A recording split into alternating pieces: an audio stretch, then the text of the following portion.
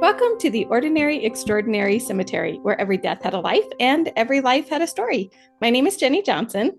Hello, I'm Diane Hartshorn. I was laughing. So, my mom was here this whole last week. She went Yeah. home. As of this recording, it's Tuesday night, like we usually do. She left yesterday on Monday. And when we went down to Colorado Springs on Sunday, because we went down to meet up with my Aunt Mary for a little bit and have lunch, we also went and visited Fairview Cemetery, which was my first time actually going inside the gates. I Like, should have called. I know I've driven past it, I don't know how many times, but it was always like dark. So, Yeah. I wasn't going to go in after dark and break the rules and stuff. So we finally went. But when we were coming back, because we had, of course, visited Laura Bell's grave right there at the entrance, and I was like, I can't remember her whole story. Like it just was not all clicking. So we went back to find the episode where we did it, where we talked about Laura Bell. Yeah. And in my process of looking for that episode, we listened to a different episode first where I was really, really sick. And I was laughing because it was one where we mashed together a couple different episodes to make one episode, but I still did an introduction. I sounded horrible for that When one. you could have you saw Laura Bell and you could have went to the block behind her that sort of starts heading up the hill and Uh-huh. you would have met Blanche, who's also right there. We were up there. I don't know if I found her grave. I knew she was in the cemetery. Yeah. I don't think I found her, but now that I'm a little more familiar with the layout of that cemetery, having now been there, and I mean, it's small compared to Oh, very smells like only like 20 32 acres. acres or something. Yeah. I did go, I mean, we did go all the way up and back and down on the other side because we were looking for all the old graves, but I found it very interesting there that there's so many newer ones mixed in with the older ones. Like the layout was very interesting to me um, because I felt like there were a lot more, unless there's a lot Yeah. of older graves that just aren't marked in that cemetery. Which could very well be like, but with like Evergreen, which you are very familiar with, it started, the land grew in sections Uh and huh. land was bought through, different decades. And I am thinking, and I could be wrong, Fairview may have been purchased in the one lot. So that's why they might be in different areas. I just thought it was interesting. But now I can say I've been to both of Colorado Springs as city cemeteries, Hmm. finally, after, you know, we've been doing this for 5 years. And Yeah. you talk about, I mean, I know you've done work out there and stuff. I just hadn't had a chance to visit that. But since we were down there on Sunday, after we were done visiting with my aunt, I was like, let's go to Fairview before we go home because it's daylight and I was feeling up to it. So we did. So Yeah, it's only like 5 minutes from my house. I know that's why I messaged you. I had no idea what you were doing on Sunday, but I was like, I might as well send you a message just in case. And I left it open. It's like, well, if you want me to come, just say come. But then I didn't want to be like, barging in. But you'll have plenty of time because I know the Old Colorado City Historical Society is going to be getting ready to do their historic walking tour in September. That'll be great. So So, with that said, one of the reasons I brought this whole topic of Fairview yeah. up is I was with my mom, and I don't get to do a ton of cemetery visits with her because she lives in another state.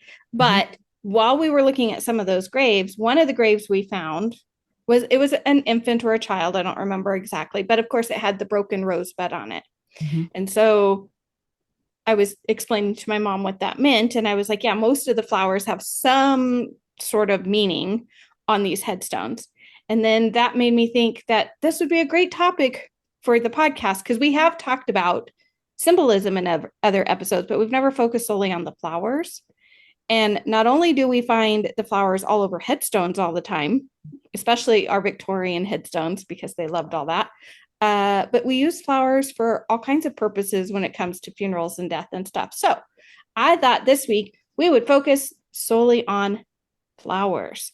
And as I like to do, and actually, as we haven't really done in a long time, we used to do this a lot more with our older episodes.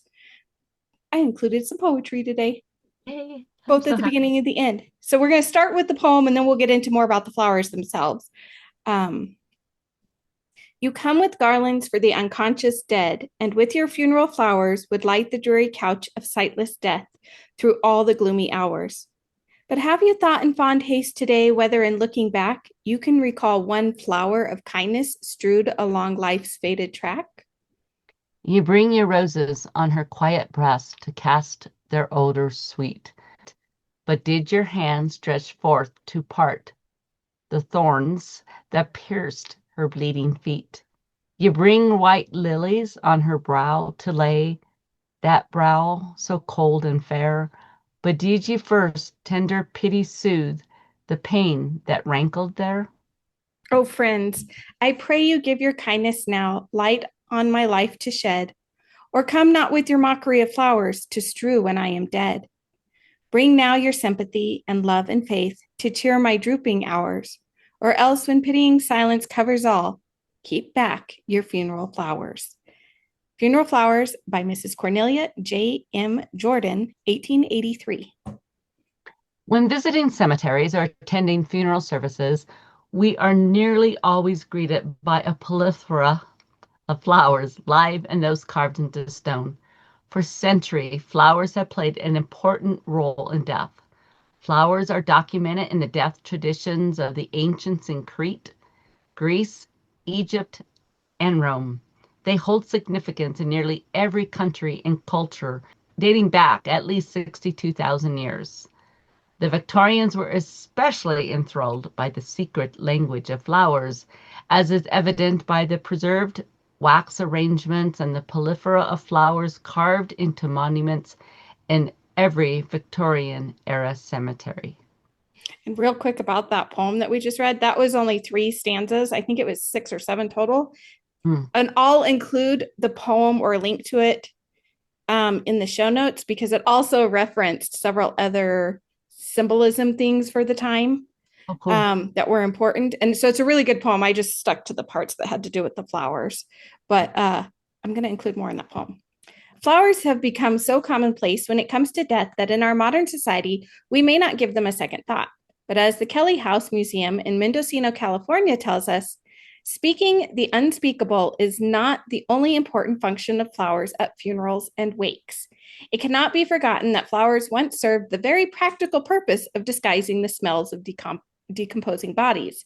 It was once accustomed to have, in addition to 6 pallbearers, 6 flower ladies, whose task it was to move the flowers from the funeral service to the gravesite. These women were usually close family or friends of the deceased, and the task provided a ceremonial way for those people to honor the dead person. I like that. I know, I like that too. And I know they do move them like from a funeral service to the graveside, but I don't think we have, that's not like the lady's job anymore The set, necessarily. right, is usually the funeral home directors, unless Right, there there are some faiths that they do take a very active part in washing the body and preparing the body. Even if it's at a funeral home, they're much more involved, but right. that's not as common today as it was then. And I like that. I like that idea of I do family too. members in the flowers. Yeah. Of course, flowers were used to help disguise the putrid odors associated with death, but it was apparent they also added an element of beauty that helped soften the heartache. The Egyptians believed that various flower scents were keys to accepting one's divine power in death.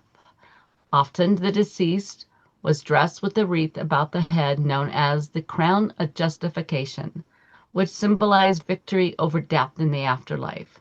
It was often made of laurel, palm, feathers, papyrus, and precious metals. In many cultures, flowers represent both life and death. The stems and petals grow above the earth where life thrives, while their roots reach deep underground, creating a connection with an underworld that is often connected to the land of the dead. A flower we often see planted on graves is the iris. The flower is named after the Greek goddess Iris, who acts as a messenger between the gods and the deceased, guiding souls to the afterlife. This association led to the tradition of planting irises on graves and using them in funeral arrangements to symbolize the journey to the afterlife. One of the oldest funerary traditions involving flowers is the use of wreaths. We mentioned just a moment ago that the ancient Egyptians used them as a headdress, but wreaths have been used in several other ways as well. The act of placing a floral wreath on a door after someone has died dates back to Greek tradition. This was a universal symbol to let others know that mourning was taking place in that home. According to the funeral florist, the wreath is one of the most iconic symbols of a funeral. It symbolizes life and death, reminding mourners that although life has ended, memories will live on forever. The shape of the wreath represents a circle of life with no beginning and no end. The flowers used in the wreath can signify different meanings such as love, remembrance, hope, and comfort. Flowers with bright colors are often used to express hope and joy, while those with darker shades may be associated with sadness or grief. I think we still, or at least some cultures still practice the wreath on the door. Um, I don't know how often we do it now, but I do think it's definitely when you see certain types of wreaths, you're like, oh yeah, Mhm. that's that. But I kind of like the idea of putting it on the door to let people know that there's mourning happening so that somebody just doesn't walk up to the house all cheerful and happy that they're going to make some social call or try and sell you something. Right, exactly. So it lets people know without them having to make an announcement. Right. Especially back in, the Victorian era, there wasn't, of course, there wasn't social media, but this way it let the neighborhood and the community know that the house was in mourning. Yes. And I think maybe that's a tradition we could bring back. I mean, I know people announce stuff on social media now, and of course we have newspapers and stuff, but I still think it's It's just that way. If you're not somebody who's on social media or you don't read the newspaper or whatever, and you approach somebody's house, not to make it such a lighthearted social call when maybe that's not the appropriate moment for it. right, or to leave them alone if, Right. Maybe we just need to develop a series of wreaths for that, for different types of leave me alone. Stick it on your door. I like that. I like that better than maybe a no soliciting sign. I was like, it looks classy, but it says, go away. I don't want you knocking on my door. Oh, I like that. Okay. Between the 16th and 18th centuries in England, young women would often lead funeral processions for maidens of similar age, carrying white flower wreaths that symbolized purity. Wreaths continue to play a significant role in memorializing the fallen, often featured at war memorials and veterans' remembrance services. They can also be found carved into tombstones, serving as a lasting tribute, with all of the stuff represented that we just said wreaths represent. For maritime losses, floating wreaths are commonly used, sometimes adorned with candles in certain cultural traditions. With the advent of the funeral industry in the Victorian era, floral arrangements became overly extravagant. I mean, it's the Victorian era after all. Yeah, if you've ever seen pictures of a Victorian funeral, especially or the parlors sometimes, Uh-huh. they are just all To the flowers. top. Yep. Especially for those who could afford them. That was also a key thing too. Right. In 1882, an article written for the Chicago Tribune and reprinted in dozens of papers across the United States detailed this phenomena. During the past 5 years, the beautiful custom of sending floral tributes to the funerals of deceased friends has grown wonderfully, and now the casket that encloses the remains of a loved one is almost invariably surrounded with handsome floral tributes in various designs, showing the esteem in which the departed is held. Out of this, another beautiful custom has grown. Every Easter Sunday, the altars of the churches, especially the Episcopal churches, are filled with handsome memorial pieces placed there in memory of loved ones gone before.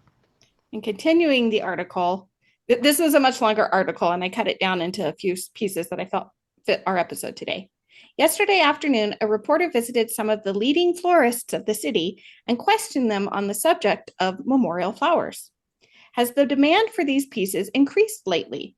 Oh, yes. Since January 1, there has been a very large demand for funeral flowers of all kinds. We have used more white flowers than ever before. Do you always have flowers on hand sufficient to fill all orders? Yes, either in our store or at our greenhouses. What flowers do you use in these pieces? Carnations, roses, lilies of the valley, hyacinth, and white tulips. Camellias should not be used as a funeral flower, and I don't know why they didn't explain it. Few of them are used here, and in the East, they are not used at all. What are the favorite funeral pieces? I think that for funeral work, cut flowers in bunches are being used to a great extent. The casket is studded with them, as is the interior of the grave, which is also lined with pine. They give a very rich effect. Hmm.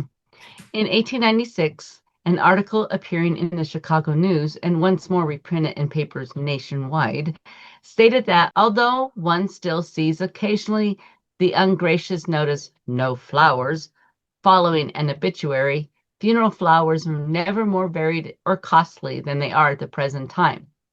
Now, can you imagine that was in 1896? Just think I about was going to say, 2025. if we Um, apply that now, it's oh still my, really costly. very costly. The hideous symbolic arrangements, formerly in favor, the gates ajar and broken columns, or still more hopeless trade emblems, are now things of the past, with the patrons of fashionable florists. Little in the way of design work is used, excepting wreaths and crosses. And these are vastly different from the apparently carpenter-built figures which are now seen only at big public funerals. The wreath of the artistic florist is now, as a rule, a graceful crescent with the points meeting and at the widest part a trailing bunch of contrasting flowers, which is often tied with a wide sash of ribbon. One of the loveliest of these designs is a loose wreath of pink roses, bridesmaid or the new variety, belle cybrecht with, at the side, a large knot of pale green orchids tied with green ribbon. It must be borne in mind that while many still cling to bridal white and funeral flowers, modern taste encourages the use of colors. And though the mass of Chicago flower buyers are still conservative in this particular, those florists who cater to the most fastidious class report a great increase in the use of colored flowers for funeral work during the last winter. Every shade except yellow is used. Of course, we must talk about the flowers we often find carved into stone while visiting cemeteries. This is by no means a complete list, but if you ever wondered why certain flowers seem so prevalent, here's what the families of stone carvers may have been thinking when creating the monuments. We'll start with the lilies, a flower that has over 2,000 variations. Yeah. The lily often represents purity, virtue, and devotion. It is a flower that has been associated with feminine divinities throughout history. In Asian cultures and later in Christianity, it represents resurrection or renewal. While this flower can sometimes be found on male graves, it is more common to find on the graves of women. And I think that has to do with the whole feminine divinity thing. It was always associated with the female goddesses and then later the Virgin Mary. So let's put on all the ladies' graves. Of course. Another very popular flower found on headstones is the rose. Traditionally, roses represent love, passion, and beauty. For many Christians, they are associated with the Virgin Mary as she is the Queen of Heaven and they are the Queen of Flowers. Roses are common on the graves of men and women, and especially on graves of couples buried together. Daisies and flower beds can often be found on the graves of babies and children. Both represent innocence and purity. Many times the buds are heavily drooping or even attached to a broken stem. This signifies that the deceased life was fragile and cut short. Especially if it was a child. Mm-hmm. Bellflowers, especially campanella and bluebells, were once very popular. They have often been linked to church or other religious bells, announcing the departure of the soul for the heavens. They also represent constancy and gratitude. In England, bluebells have long been a symbol of grief, and in Scotland, they represent everlasting love. Speaking of Scotland, we can't forget the thistle, Scotland's national flower, which represents resilience, pride, and strength. According to visitscotland.com, no one knows for certain how the purple flower thistle rose to such lofty significance. But one legend has it that a sleeping party of Scots were saved from ambush by an invading North army when one of the enemies trod on a spiky plant. And if you've ever tried to pull one of those little suckers out, they're just hideous. Yeah, you want to wear gloves if you're pulling those away Definitely. because they hurt. His anguished cry roused the slumbering warriors who dutifully vanquished the invader and adopted the thistle as their national symbol. Of course, there's not a shred of evidence to support this account, but it certainly makes a good story. Found on graves, it reminds onlookers that we must endure the prickles of life to obtain the ultimate reward in heaven in death. It also said that thistles helped to dispel melancholy. Hmm. The other version of that story that I found for Scotland was they were defending the Scots were defending a particular castle. I don't know the name of the castle, but they had filled the moat around it with thistles in addition Oh, to the water. And then when the invading army came through and they tried to cut through the moat, of course they were all attacked. attacked by the thistles, and their shouts and screams could be heard. And then of course the thistles saved them. So again, there's no proof to either one of those stories, but that's kind of the legend of how Scotland decided to Yeah. adopt the thistle as their flower. But you will find it. I've seen it not as often on other graves, but I have seen it on graves Hmm. before. So I thought that was kind of a fun story. And I saved that one specifically for you because I know how much you love Scotland. Thank you. Another flower often associated with death and found regularly on headstones is the poppy. Poppies have a complex history symbolizing both peace and death. The opium derived from them has sedative properties, and their red color is often associated with blood. In classical mythology, poppies were used as offerings to the dead and appeared on tombstones as a symbol of eternal sleep. Today, the remembrance poppy is a symbol of remembrance for those who died in war, especially World War One. Yeah, because it's like when they do, is it Remembrance Day in the UK? Because it's not Memorial Yes. Day, it's Remembrance Day. And they always wear poppies, which I think is something we don't do as much here. And it looks really I cool. see it. Well, I mean, I've seen it for some Memorial Day thing. I think it depends on which group, because I know some groups of veterans will like pass out the little poppy Right, pins to wear. And then of course there's the poem that was written during World yeah, War One, right. uh, Flanders Fields. in Flanders Fields. I was just Yeah. I know even our viewers can't see it. They probably just heard me open my cabinet here, but I have in my cabinet. This is the for those viewers who watch us on YouTube all the time. The cabinet that you sometimes see behind me is my Curiouser and Curiouser cabinet, which is mostly full of Alice in Wonderland memorabilia, but I have a few other things, including a teacup, not a teacup, with poppies on it and saucer. But I keep a copy of the poem in Flanders Fields in there.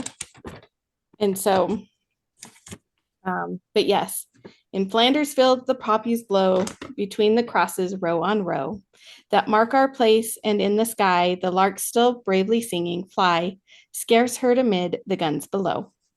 That's just the first stanza. We have I mean, it's not a long poem, but yes, I think that one is most often, the poppies are most often associated with World War One because of that poem.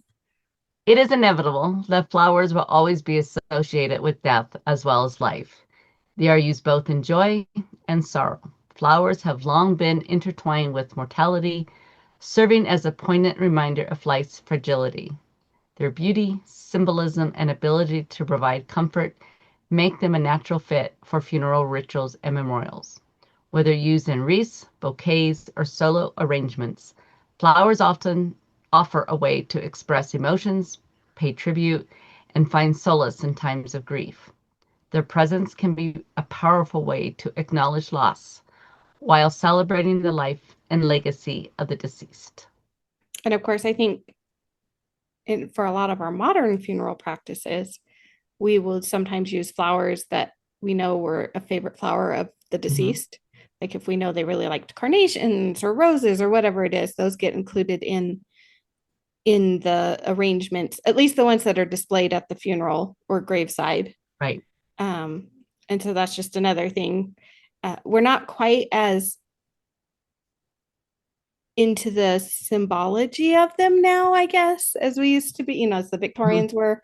But the Victorians put a lot of symbol behind a lot of things, and they made a lot of things mean a lot of things.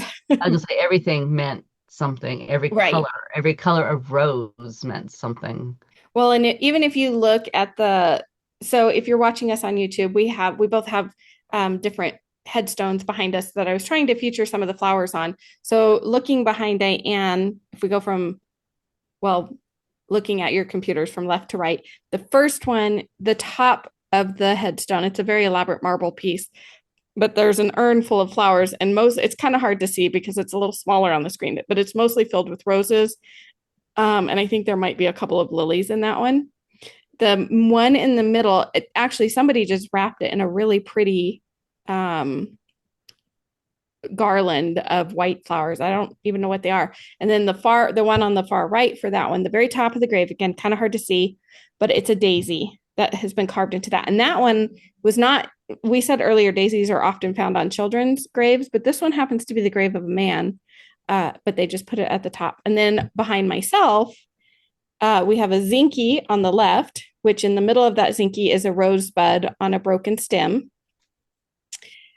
In the middle is an obelisk, and at the top of the obelisk, I should have picked a different version. I think I have a smaller picture or a close up of the top, but it is a thistle at the top of that Oh, obelisk, oh, which I love. And then the one on the far right is lilies for that one. So I was trying to find photos, and I'll put all of these on our social media pages so you can actually get a closer look at them if you want to look at them later. But you can see the variety of ways that, and all of these, every single one of these headstones, I'm fairly certain, was carved in the Victorian to Edwardian era. So you get a real sense of how they were using the flowers in the 1870s, 80s, mhm. 90s. I think maybe the one with the lilies, I think her death date was 1910, if I remember right. Yep. They still had lots of But flowers. they were still, and we still use them. I see them in a different way. And even through the 1930s, I feel like in the 30s, we simplified the flowers a little more.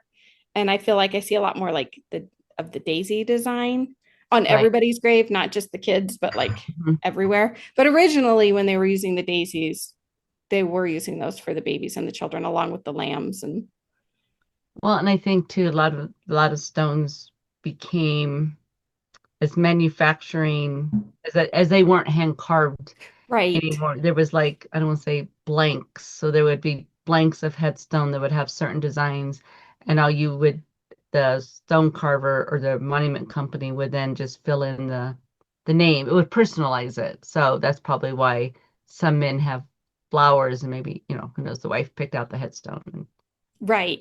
Well, and of course, those blanks were in like the mail order catalogs of the day and stuff. Like exactly. Sears sold them. I know some of the other ones, and yeah, like you said, they had a and I know I've seen it in a lot of cemeteries where you'll see the same stone several times. Hmm. Like the top of it's exactly the same. It's just what the bottom part says. Yep, So, exactly. but that probably also made them more cost effective too for Hmm. middle class and lower as far as affording a headstone if you wanted to be able to put Yeah, a marker on exactly. your loved one's grave. Least. We end today's episode with one final poem. This will be our third poem of the day. Bridal and Funeral Flowers by Yuli Akerstrom and published in the Kansas City Times, Sunday, December 8th, 1889. Bridal and funeral flowers, those were the words it bore, shining in letters bright over the florist's door. Bridal and funeral flowers, coupling thus as one, the bride and the cold, stiff corpse whose race of life is run. One who will soon go forth, a happy, trusting wife, and one who in death's calm sleep is safe from the cares of life. As I read the words, I think, 'tis in white they robe the bride, when she stands in modest grace by her chosen husband's side. And in white they clothe the corpse, while the cold, pale hand perchance holds the mate to the bridal flower, perhaps from the selfsame branch. Bridal and funeral flowers, blooming then side by side, to be placed in the dead's cold hand, or twined in the hair of the bride. Bridal and funeral flowers, happiness, death, and gloom, written thus, side by side, life and the dark, cold tomb. But who is the one to tell which is most truly blessed, the bride in her youthful pride, or she who is safe at rest? I really liked that one. I like that one too. I liked the juxtaposition of, using the flowers for the wedding and also using the Right. flowers for the funeral. I thought that was a neat little poem. And the newspapers back in the day were full of poetry. So, I like that. It was just, I could picture it so well when you know, each one, the bride and the corpse. Yes. And this is a poem that I'm surprised didn't, maybe it was only ever printed in the one paper. I didn't look to see, Yeah. like the other two articles we shared, or portions of the articles that we shared, Yeah. those were reprinted for months across the country. Like I was coming across them. I was finding them on newspapers.com, but I kept coming across that same article, but it would be like That's August and then September and then November. And I was like, okay. So it was picked up over and over again, but just to kind of talk about how the floral industry was booming with the funeral flowers. So in the 1880s, but I thought it was pretty good. So Yep, yeah. that was very interesting. So yes, now we've known a little. There were a lot more flowers I didn't include when I was trying to look up like which flowers to talk about for that we find on the headstones and stuff. Um, but I decided I didn't want the episode to get too crazy long. So I would just went back and picked the ones that I think are most commonly seen on the stones. But if you come across any interesting ones, or if our listeners know of some, or you photograph some, send them to us because we want to see them, Yeah. and tell us, or if we missed talking about like a favorite flower that you want to know more about, we're happy to try and go back and look it up. We could always do a second episode on flowers. Well, no, for me now, going to look at a cemetery when I go to a cemetery, it's Not if, like, when. yeah, when, um, it's, I think I will now hear those poems in my head, I and know. I think that's really, I, yeah, I'm gonna look at it. I'm gonna look at the flowers carved into headstones a little bit differently now. Well, and I really, when I started putting this episode together, part of my research, so Shakespeare references flowers a ton throughout his shows and or his plays, and he uses them in different ways. One of the most famous being the references to flowers in Hamlet Mhm. because of all the things that happened in Hamlet. And I almost started including all of that here. And I was like, nope, that's starting to stray a little too far. But I mean, flowers are just, they have been symbolisms for lots of things for centuries. Probably one of those traditions that goes back pretty much to when we started civilizing ourselves as Mhm. humans across the globe. Doesn't matter Right. where you're from, flowers get used all the time. And that's a tradition that we've never fully gotten rid of, which I think is pretty cool. Yeah, I agree. Thank you for joining us today. To learn more about today's episode, visit our website, theordinaryextraordinarycemetery.com, where you'll find additional links in our show notes. If you're watching on YouTube, please like and subscribe to our channel. And if you enjoyed this or any of our episodes, consider leaving a 5-star review on Apple Podcasts, Spotify, or YouTube. Your support helps others find our show and discover all of our ordinary, extraordinary stories. You can also follow us on social media for cemetery facts, photos, quotes, and more. We are on Facebook and Instagram at Ordinary Extraordinary Cemetery.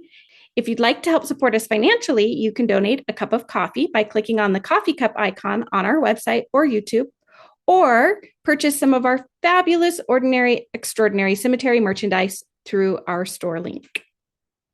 Until we meet again.